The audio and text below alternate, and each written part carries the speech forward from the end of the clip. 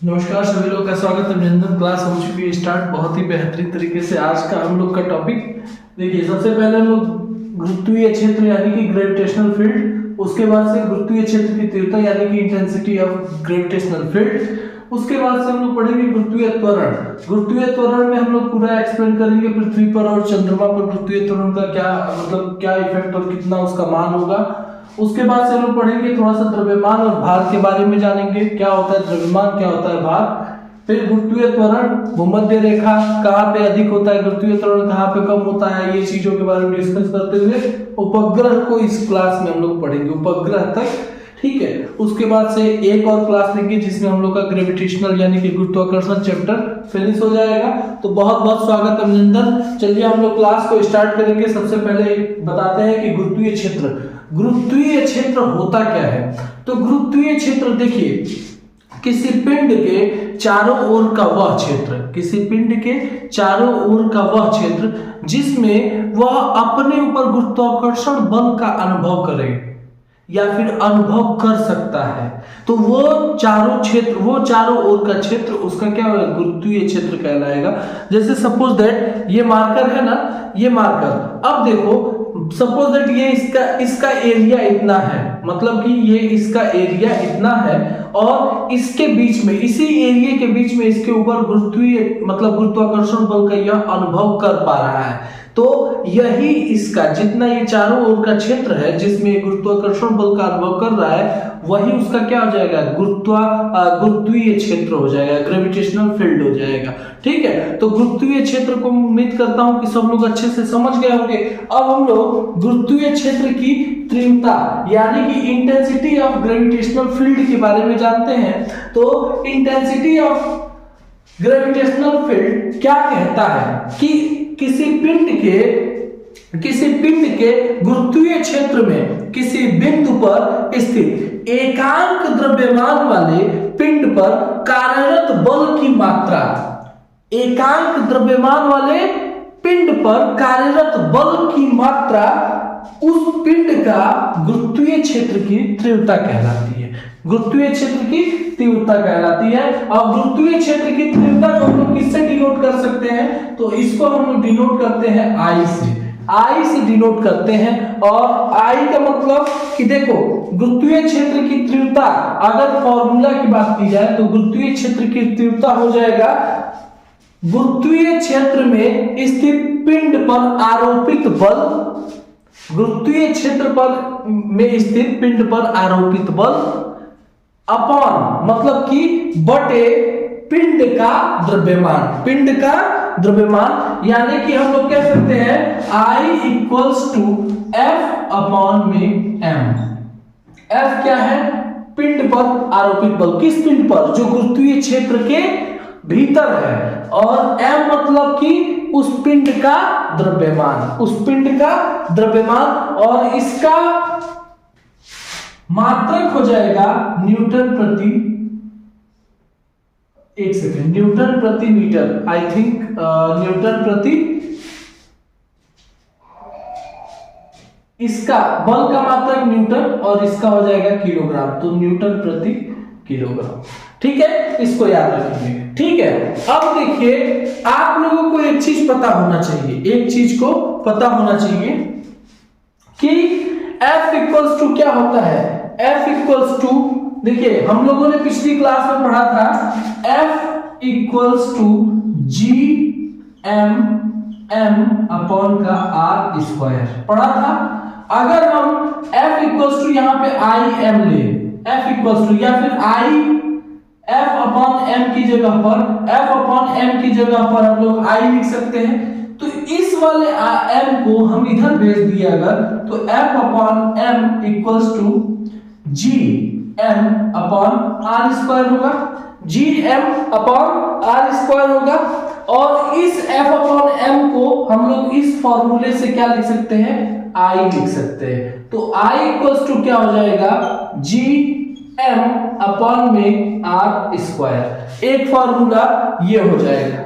ठीक है, तो ये हम लोग का क्लियर हुआ गुरुत्वीय क्षेत्र की तीव्रता, गुरुत्वीय क्षेत्र की तीव्रता क्लियर हुआ। अब हम लोग आगे बढ़ते हैं गुरुत्वीय त्वरण की तरफ।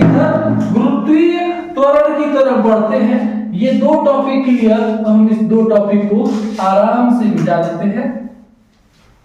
और अब हम लोग का अगला टॉपिक है गुरुत्वीय त्वरण। गुरुत्वीय त्वरण क्या होता है? गुरुत्वीय त्वरण क्या होता है मतलब कि क्या? Gravitational acceleration. ग्रेविटेशनल एक्सेलरेशन जिसको हम लोग ए से डिनोट करते हैं। किससे डिनोट करते हैं? ए से डिनोट करते हैं। और गुरुत्वीय त्वरण है क्या? तो पृथ्वी, देखो सबको ये तो पता है कि पृथ्वी आकर्षण बल के कारण प्रत्येक वस्तु पर, जो पृथ्वी का आकर्षण बल है, प्रत्येक वस्तु पर आकर्षण बल लगाती है, प्रत्येक वस्तु पर। ठीक है, इतना तो पता है, पृथ्वी प्रत्येक वस्तु हो या पिंड हो, किसी भी चीज पर आकर्षण बल तो लगाती ही लगाती है। दूसरा चीज, ये चीज सबको पता है। अब एक बात बताओ, स्वतंत्र अवस्था में, जैसे स्वतंत्र अवस्था में कोई पिंड अगर गिर रहा है, कोई पिंड अगर गिर रहा है, तो देखो ये तो इसका विरामावस्था है। अब ये यहां से गिरा तो नीचे आते आते, जैसे जिस जिस पॉइंट पे नीचे आएगा, स्वतंत्र अवस्था में अगर गिर रहा है, अभी तो मैं पकड़ के गिरा रहा हूं ना, ये स्वतंत्र अवस्था में अगर गिरा तो यहां पे जो स्पीड है, उसके बाद यहां तक आने में उसकी स्पीड में बढ़ोतरी होती है। उसकी स्पीड में क्या होती है? बढ़ोतरी होती है। और स्पीड अगर बढ़ रहा है, किसकी वजह से बढ़ रहा है? गुरुत्वाकर्षण बल की वजह से बढ़ रहा है। गुरुत्वाकर्षण बल की वजह से बढ़ रहा है। इसलिए क्या परिभाषा होती है कि स्वतंत्र अवस्था में गिरते हुए किसी पिंड पर पृथ्वी के गुरुत्वीय बल के कारण एक त्वरण उत्पन्न होता है, और उसी को कहते हैं गुरुत्वीय त्वरण। जैसे यहां से गिरा तो अब इस पे त्वरण लगा तो इसकी पल पल स्पीड बढ़ती रहेगी। जितना जितना जल्दी, मतलब जितना अधिक नीचे आएगा उसकी स्पीड बढ़ती रहेगी। समझ में आई बात? तो वो गुरुत्वीय बल के कारण उसकी स्पीड बढ़ रही है। ठीक है, तो वो जब स्पीड बढ़ रही है तो एक्सीलरेशन का काम हुआ, यानी कि त्वरण का काम हुआ, तो इसलिए उसको बोलेंगे गुरुत्वीय त्वरण। ठीक है, गुरुत्वीय त्वरण को हम लोग ऐसे डिनोट करते हैं, इसका फॉर्मूला होता है F/m। क्या होता है? F/m। और इसको हम लोग ये तो गुरुत्वीय त्वरण ए का मान हो गया। अगर गुरुत्वीय बल की बात करें, गुरुत्वीय मतलब गुरुत्वाकर्षण बल की बात करें, तो गुरुत्वीय त्वरण को जी से प्रदर्शित करते हैं। ये तो एक्सीलरेशन है, ये जो ए है ना प्यारे, एक्सीलरेशन है, लेकिन गुरुत्वीय त्वरण जो है ना, इसको हम लोग जी से प्रदर्शित करते हैं। ये एक्सीलरेशन, गुरुत्वीय जो एक्सीलरेशन को ए से हम लोग प्रदर्शित करते हैं, एक्सीलरेशन त्वरण को ए से प्रदर्शित करते हैं। गुरुत्वीय त्वरण जी होता है, गुरुत्वीय त्वरण जी होता है। अच्छा, बात करते हैं गुरुत्वीय त्वरण जी, मतलब कि पृथ्वी पर गुरुत्वीय त्वरण का मान कितना है? तो पृथ्वी पर गुरुत्वीय त्वरण का मान है 9.8 मीटर पर सेकंड स्क्वायर। ये पृथ्वी पर इसका मान है 9.8 मीटर पर सेकंड स्क्वायर।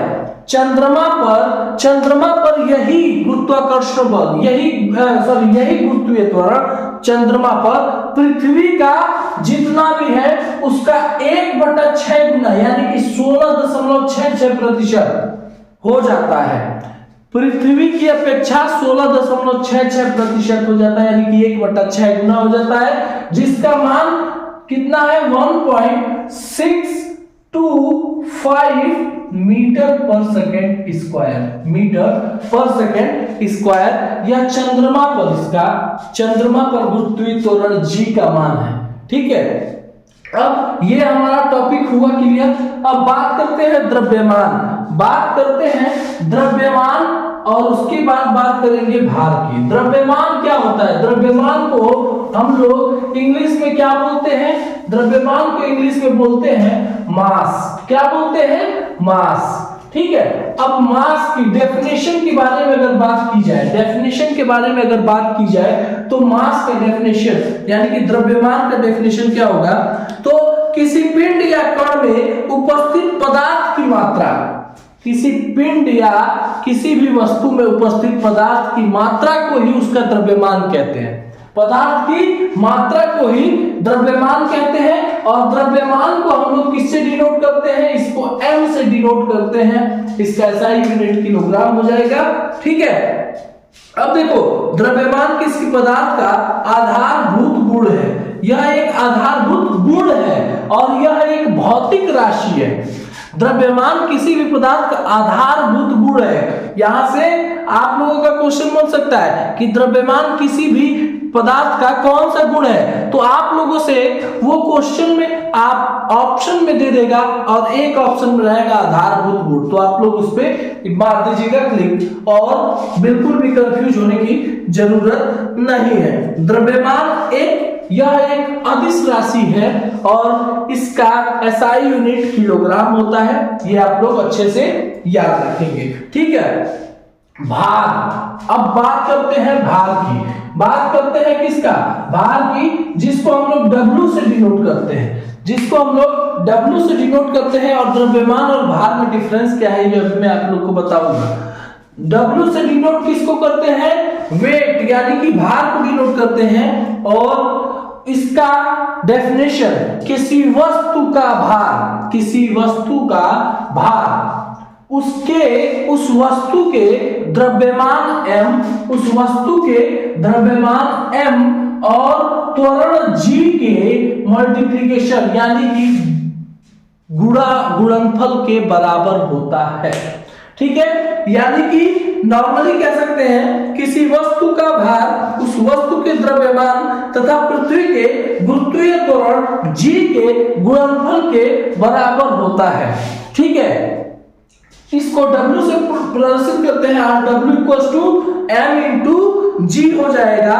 भार एक सदिश राशि है जिसका SI मात्रक न्यूटन होता है, जिसका SI मात्रक न्यूटन होता है, न्यूटन।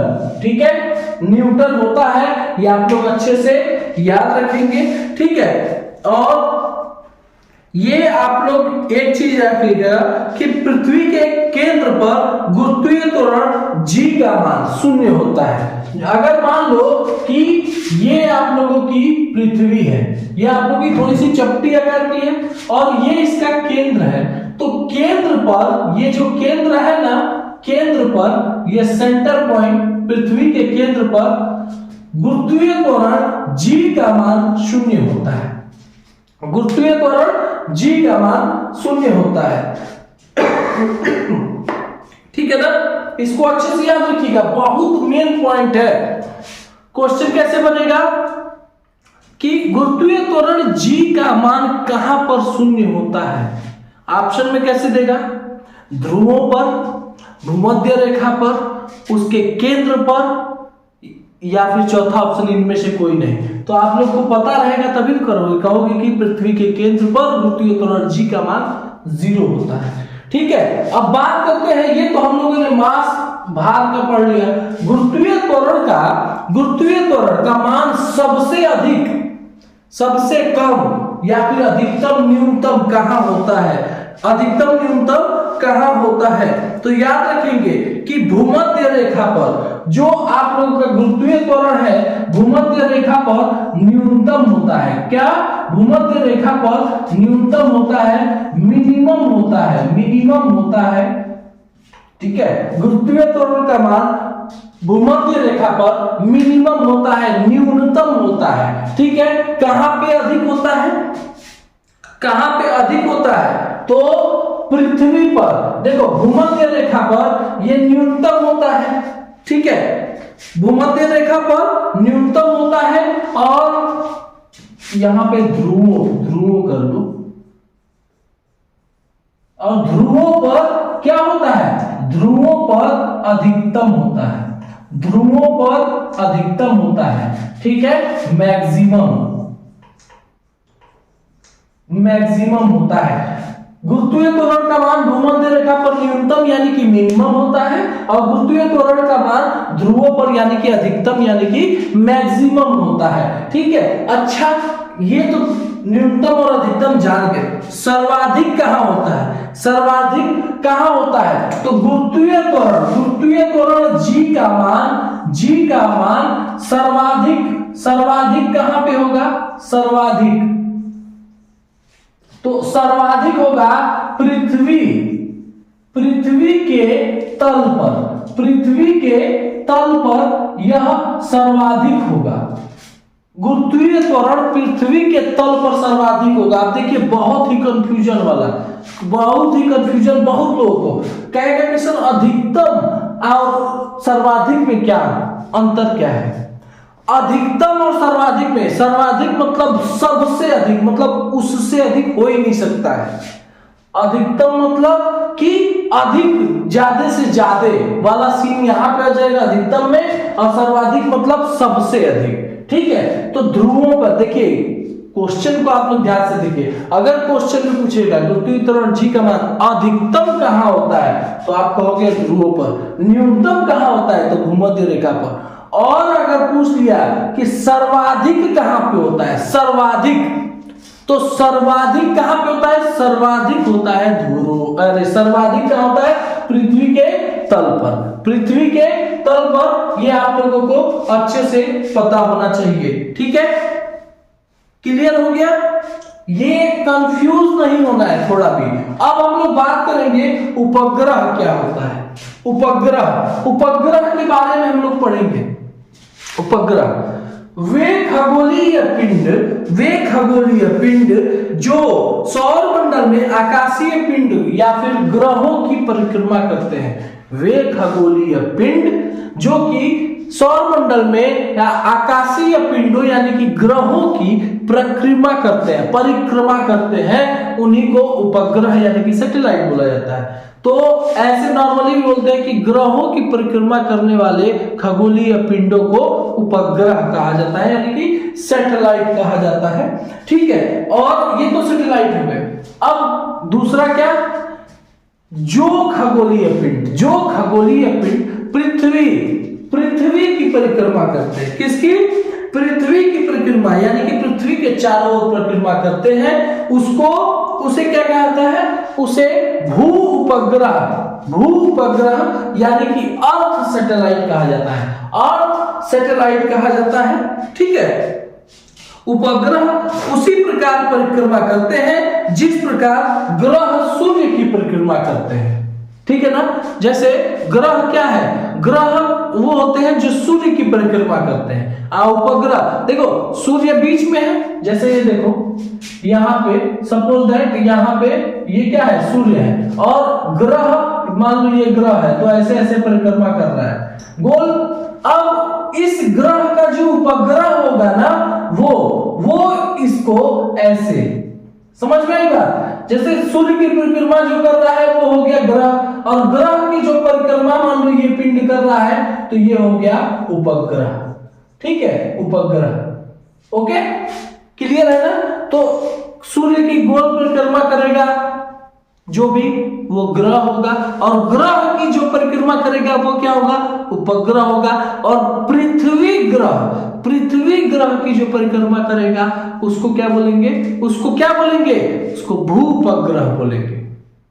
और यहाँ उपग्रह की बात हो रही है, सांझ का तारा, सुबह का तारा, चमकीला तारा। अगर किसकी बात करें तो शुक्र को बोला जाता है, पृथ्वी की बहन भी बोला जाता है शुक्र को। नीला ग्रह किसको बोला जाता है, नीला ग्रह पृथ्वी को बोला जाता है। ये सारी पॉइंट्स आप लोग याद रखिएगा।